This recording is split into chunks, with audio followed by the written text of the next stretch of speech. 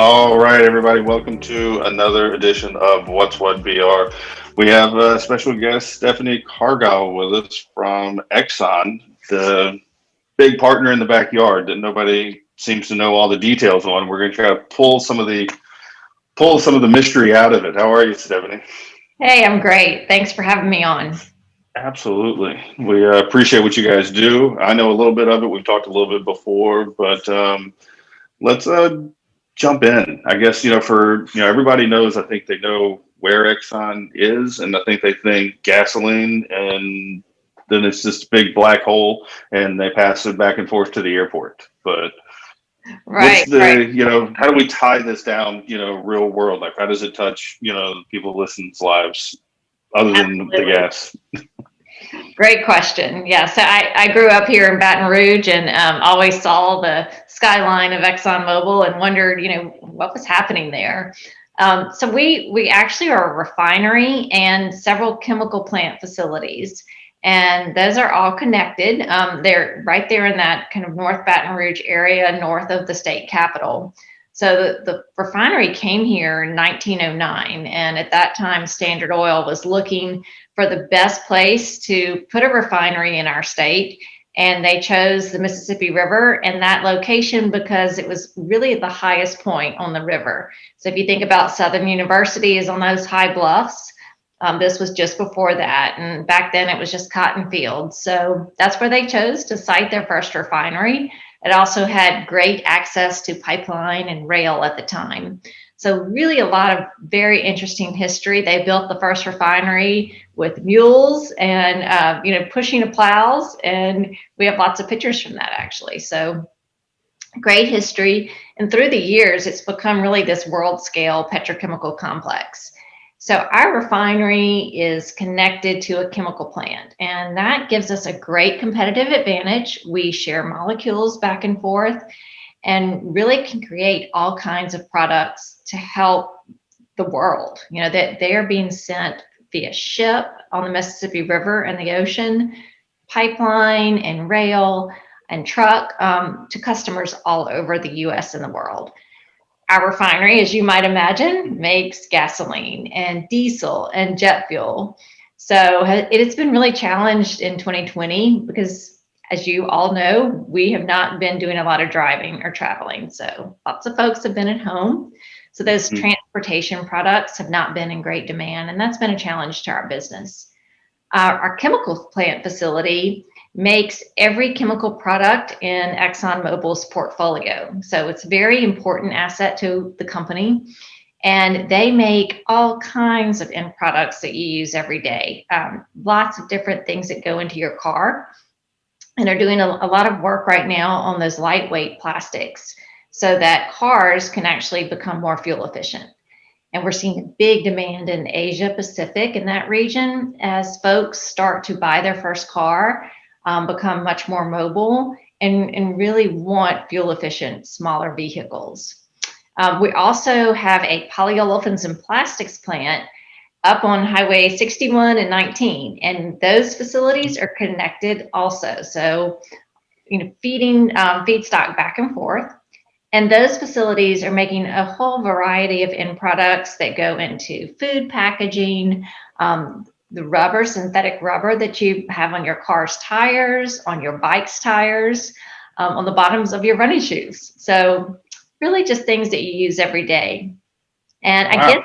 one of my favorite things, I have to share this, Brandon, and then I'll let you talk for a minute. Yeah. The Our refinery is one of the few in the U.S. that makes food grade wax.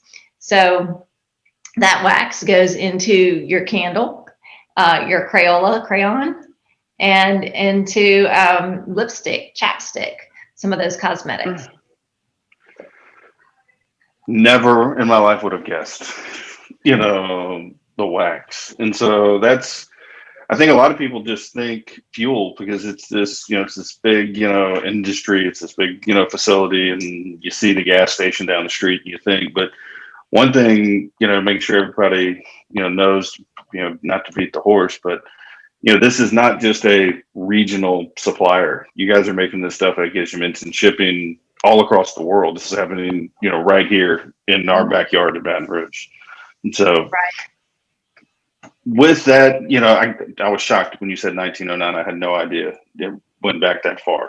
And Yeah. so 112 years. that's that is a incredible long time. I can't imagine. But I think right now, though, one of the things we were talking about, 112 years, we've got another big investment that just is about to Right. be made right here in Baton Rouge that I think people maybe, heard a little bit, and then it kind of just, how does this affect me? What is the point? But tell me what's going on there. Right. So yeah, we have a really nice opportunity at our refinery right now, and while that business has been challenged in 2020, it becomes even more important to make sure that that facility has state-of-the-art technology and is modernized and competitive. So that facility, the refinery, has what we're calling the Baton Rouge Refinery Integrated Competitiveness Project. We call it BRIC because it is a foundational project to ensuring that our refinery stays competitive and really on that global scale. So this project would bring in new technology, new equipment, really upgrade a lot of our units so that we can become much more flexible in our ability to process different crudes from all different locations around the US and even outside of the US. So this is something our other refineries in Baytown and Beaumont, they've already gotten similar investment. So we want to make sure that Baton Rouge stays abreast of that new technology and that we have state-of-the-art equipment here. The project also provides us with a little bit more space to bring in larger ships on our dock on the Mississippi River. And that's really crucial so that we can get shipments out and around the world. And again, have flexibility to meet those market demands. And the market changes, as you know, anybody knows that is in sales. You gotta be able to adjust very quickly and very cost effectively to meet different market needs. And this energy market right now is in a change and flux. So we want our refinery to be positioned to change with the energy market. And that's going to benefit, that's an incredible amount of, money to invest in time and resource, but that's people, but that's local people here in Baton Rouge, working, that's dollars going into the economy that turn and move. So it's a big win, for everybody here. It's a huge win. And I think the most important thing to me as a Baton Rouge native, to all of us that live here, is we want to keep our children, our employees here in Louisiana. And jobs will follow investment, really, for any company, right? And so the more we can bring investment here, the more that we can retain those good, high-paying, quality jobs. So we're doing a lot right now in the space of workforce development with people in the North Baton Rouge community and in the greater Baton Rouge community. And we want to be able to hire and keep those jobs here, not send them off to Texas or other places. Yeah, no, that's Baton Rouge. I think everybody knows somebody who works in industry. You just kind of grow up around it. I'm from here as well. And so to keep people here, I think is extremely important. I think people want to stay, but to, lose people off to, Texas and then I've heard people going all the way up to Alaska and different things like that, to where if we can keep that talent here, it's dollars turning in the economy, locally Right. here. Yeah, this particular investment opportunity would, if it's approved, our company is looking at March, the end of March, to make a final investment decision. But this project would allow us to bring about 600 contractors on site every year for about 3 years to actually construct the new facilities. So that's big impetus for our local economy, just bringing that construction workforce on site. And then also gives us the ability to help retain our jobs. We have about 1,300 employees right now at the refinery, and we want to keep those jobs here. But it allows us to also do some targeted hiring. So we're going to have hiring programs continuing for the refinery and the chemical plant, especially in our operations workforce. And we have made a commitment with this investment. If it's approved, we would allow our North Baton Rouge Industrial Training Initiative to be the one to generate employee jobs for this investment. And Brandon, I don't know if you've heard about that initiative, but that is a special program focused on North Baton Rouge. No, I haven't. So how does that work? So that program is really one of my favorite things that Exxonmobil does in the community. In 2012, our refinery manager at the time wanted to find a way to connect our near neighbors in North Baton Rouge with jobs and industry.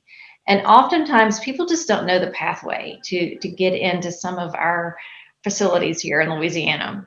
And so we worked with the Baton Rouge Community College's Acadian campus. We wanted the campus to be in North Baton Rouge. And the folks at BRCC were great. They helped us create a very unique, fast-tracked, free training program so that we could certify individuals in North Baton Rouge with pipe fitting, welding, electrical, craft certification. And that would allow them to go get jobs with not just ExxonMobil, but also with some of our partners, including Turner Industries, ICS, Performance, some of those big contractor firms that we know are always hiring. So we now have this program. We're in our 7th class. We have graduated more than 300 students from this training initiative. And ExxonMobil started in 2020 in hiring wage interns. So we took graduates, selected interns, and let them go through a 6-month internship in that operations space and then converted them to employees. So we're planning to do that, especially for this investment opportunity. If we can get it and it's approved in March, we'll be doing providing the specific opportunities for graduates. That's really cool. Actually, and it's ironic because I had a conversation with somebody yesterday, and they were saying that they didn't. I said the same thing. I said, "For everybody knows somebody in the industry," and he was like, "Well, I actually don't know anybody." And I was like, "Oh, well, I can probably introduce you to a couple of people. I know some people," because he was saying, "I want to go get a job working at the plant." That's everybody has. Most people say that. Like I said, everybody knows somebody. And he was like, "Well." He's like, it's not like a regular place. I don't know where. I can't go just like walk up to the front and be like, you have a job application. I can't go walk in the gate. So that's a neat way to do it. I like that. Yeah, great way. Yeah, and the other thing that our refinery manager and our procurement team, they have made another big commitment with this investment, and that is to really provide opportunities to local businesses. So there is a big effort underway right now with procurement as they determine who those contractor firms will be, the suppliers, vendors, restaurants, marketing firms, uniform providers. I mean, you just kind of go down the list to support this project. So it's funny you say that. I was talking with someone else from Exxon. Like Exxon's been in my world. I don't know why it's in this ecosystem the last probably 6 weeks. But I was talking to somebody, and they were saying, not even on this project that you were talking about, but I was going to bring it up, that they were saying how there is this kind of movement amongst Exxon to start working with local, or make it more accessible, or let people know how to work with, Exxon. It's not just this, like if I wanted to go, sell widgets to Exxon, that's like same thing. I can't go knock on the front door and say, hey, I'd like to have a meeting. They're trying to take down some of that and to specifically work with local, companies. Here's what I was told. Absolutely. So, we're trying to demystify the process and make it a little bit more simple for local businesses to have that opportunity. So actually next February 17th at 11:30, and we have not announced this yet, so you're getting the scoop here, Brandon. You're going to have a online informational session. So we'll be sending out some things later this afternoon to really advertise the opportunity, and hopefully we'll have a lot of local businesses tuning in to listen to our procurement team talk about how do you register. We have a particular interest in supporting diverse businesses here locally. and really some Black-owned businesses in North Baton Rouge as well, since that makes up the majority of our nearby neighbor community. So yeah, we're going to be doing a lot of outreach, working with Southern University, working with the Baton Rouge North Economic Development District, really trying to put out those kind of connector tentacles to make sure that we get small businesses involved. That's what I think. That's like you said.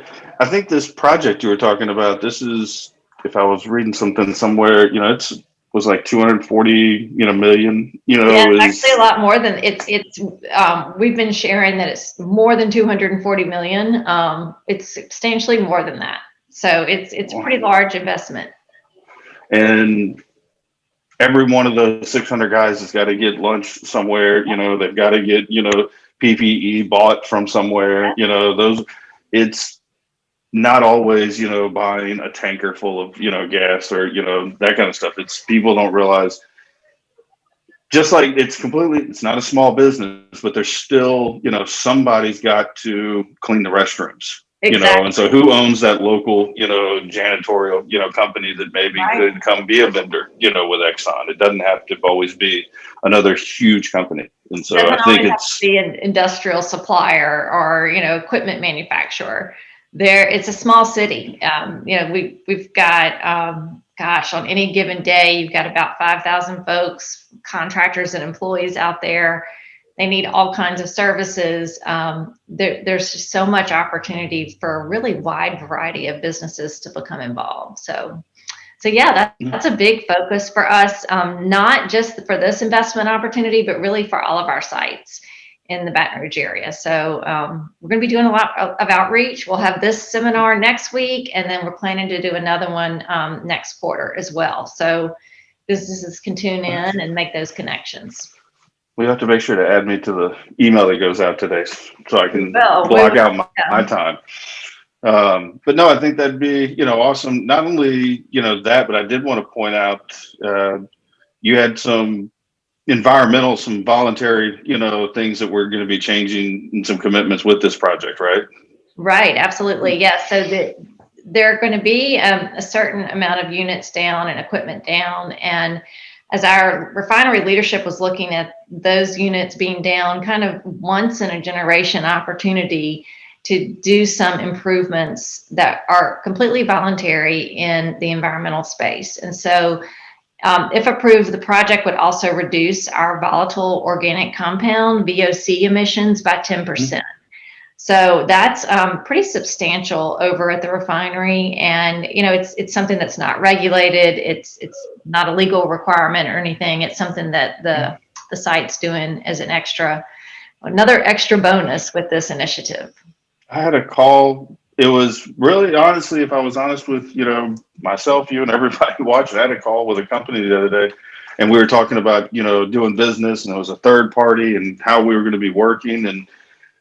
And literally, one of the guys on the call, one of these other owners, said, well, hey, we're going to need to vet, this company out. And I was like, well, what do you mean? It was like kind of a joint venture project that we were going to work on for a third party.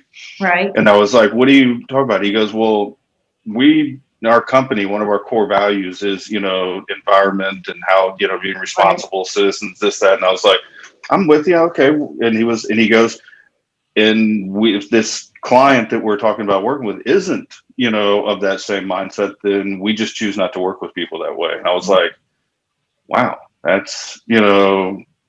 That's a pretty, I respect your value and I agree with you, we need to do these things. But it was interesting to kind of see that was he made it a point to go like, look, we have to check this box before we're willing to accept money, from someone like that. So yeah, that's an observation of, in our industry, and especially with our company, we're not going to be able to attract major investment to a site that's not an excellent operator. And that's one thing you'll always hear our plant managers say, if we can't get it right on the safety front and on the environmental performance front, we're not going to be a candidate for future investment and bringing projects here. So being an excellent operator and responsible citizen and making those voluntary investments is very important to our company.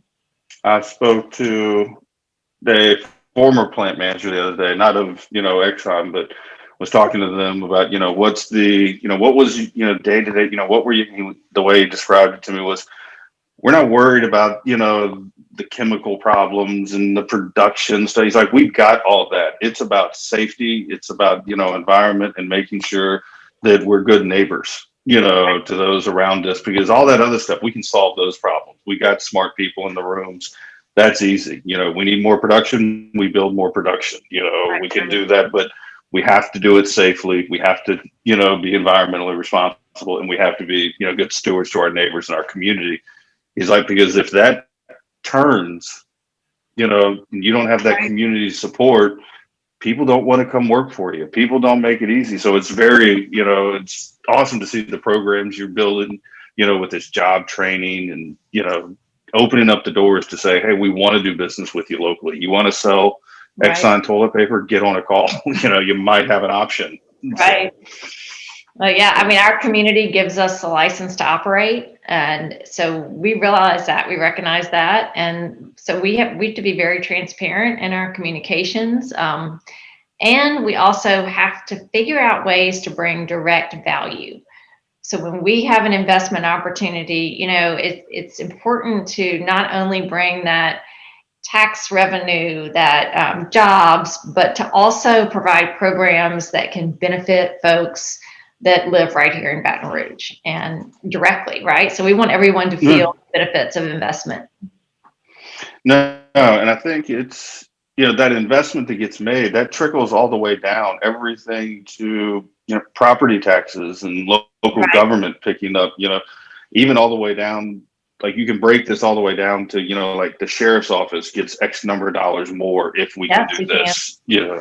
It's a big deal, I think. Yeah, it really is. And, folks don't realize, but the city can start to collect sales tax as soon as construction begins. And so hopefully if we can get this project approved in March, then later this year, we would have the opportunity to start construction, and then the city would start to benefit from sales tax from that construction right away. So that's revenue coming in to our parish right off the bat. And then, hopefully, once again, if we can get it approved, the property tax revenue over the life of this project would be around $40 million. And those funds, again, go to the city, go to sheriff, law enforcement, and go to our school system. So it's a big win for our whole community. Wow. That's a lot of money. That's what we need, here. That's what helps, well, hopefully you got the right people in the right place dispersing it once they would get it and put it in the right places. But that's when people say, oh, we don't have money, to give our teachers a raise. Well, maybe we do, down the road. Who knows? But who knows who's making that decision once it gets into their hands. We'll leave that for another show and another day that I won't show up for. But no, it sounds like there's a lot, more to Exxon than a lot of people probably know, here, and how you guys, support everybody. Yeah, We appreciate that. There's a lot of cool things happening. And, we just appreciate you giving us time to talk about some of them. We have so many more stories to share and really neat things happening at our different facilities. About 3 years ago, we were able to bring a very large investment to one of our chemical plants, our polyolefins plant. And that plant, Brandon, as part of their commitment, they reached out to local technology firms. So these are the firms in Baton Rouge that are doing the really cool work, like creating video game graphics and graphics for movies. And I actually partnered with them to create virtual reality training modules for that plant's project. And so through that whole initiative, we have partnered with about 8 different local IT firms and have started this kind of new partnership with a whole new tech industry in Baton Rouge. And bringing together industry and technology has been just this huge area of economic development. Not just for Exxonmobil, but for some of our partners in industry as well. And they are creating really neat virtual reality. You can actually walk through a whole unit before it's actually installed in the site. And that is a whole nother story I'd love to share with you one day, because some of the local IT firms that are doing this work are, much cooler than me. They're very, very cool. Well, I will say, what I thought was really interesting was we had, a couple weeks ago, we had from Exxonmobil, Jay Dow was his name, and then Rebecca, they came on the show.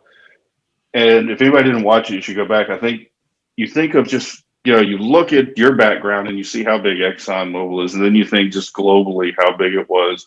And they were telling the story that how, in the middle of the pandemic, they were making the isopropyl rubbing alcohol. Yeah, that's just what I call it. I can't say hand sanitizer. Yeah. And then they started like a text thread, amongst themselves on like, hey, I was thinking if we connected this to that and we could do this, maybe we could actually start making some hand sanitizer, because everybody needs it. And to me, that just seems, it's an amazing story, that it's like a text message. Normally you would think that'd be somebody in a boardroom so far removed that's going, hey, we can do this, and then it's got to trickle down. But these were boots on the ground, guys turning valves and saying, if I go grab that pipe and bring it over here. And he was telling me that at night they were just texting, it was this group text and they figured it out. And then the second, what to me is almost just as much amazing, once they figured it out, they brought it to the powers that be and they were like, yeah, do it. Yeah. Go for it. So I think I hate, I don't have my drink. So when I say the word pivot, I make it, everybody's got to take a drink, but just to see a big company do that quick of a pivot and a need and to be right in our own backyard, I think speaks not only to the company and the leadership, but also the people there, the employees, there as well. So. Yeah, we've got some brilliant folks, and certainly, 2020, I think, unleashed creativity and innovation out of necessity in all of us, right? And just to see some of the folks, like you're saying, in the field start making hand sanitizer within just a few weeks and then distributing it around the nation, it was amazing, and it made me very proud to see our employees do that right here on the ground. And I'll tell you, we are bringing in folks to work at that site that you see in my background. They come in from all over the world to Baton Rouge. And I think that's one thing that sometimes we as Baton Rougeans forget, that it's also a great way to really increase the diversity of our community. I have colleagues working right here that are from really virtually all over the world. And they're coming into Baton Rouge and staying here for years and adding to that kind of vibrant culture of our community, which is phenomenal. We want to try to keep them here as long as possible. Yeah. Turn the dollar. Yeah, but just brilliant people working out there and being very innovative right there, like you're saying, at their units on the ground. That's amazing. Well, I think we'd have to have you back to tell us, when this decision gets made and tell us, some of the finer points and details, but love to have you just come back every so often and just give us an update, kind of what's going on. Because I think I'll make this, this correlation, and I've told them, it's Exxon, it's like, they don't know, they drive past it and they don't know, like what goes on inside of there. And I think if people can realize that it is, an innovative company and there are investments being made, it's not just, if you don't want to be a pipe fitter and you want to be a programmer, there's a spot there, get out there, see what you can do, see how you can help, be innovative, and people can learn a little bit more. Absolutely. And let's get through COVID, and we do media tours. We'd love to have you, Brandon, to come tour the site with other local media folks. We bring in local elected officials and school groups. COVID's kind of stopped all that for a little while, but hopefully we can start that up in the future. Yeah, I would love it. We'd love to have you out. I would love it. Yeah, for sure. Well, I usually tell everybody you have more important people to talk to and things to do than me. So I appreciate the time, It's been a highlight today. I've loved it. So we'll definitely have you back. I'm gonna hold you to the tour. I'm gonna come walk it, and whenever we can do it. And look forward to having you back. And hopefully, if anybody's got any questions, they can send them over to us. They can go to the website, and they can call me, Sounds email great. me. We'll get everybody connected, whatever we need to do. So Sounds I good. appreciate you taking the time today. Thank you very much. It's been awesome. Thank you. Talk soon. Thank you.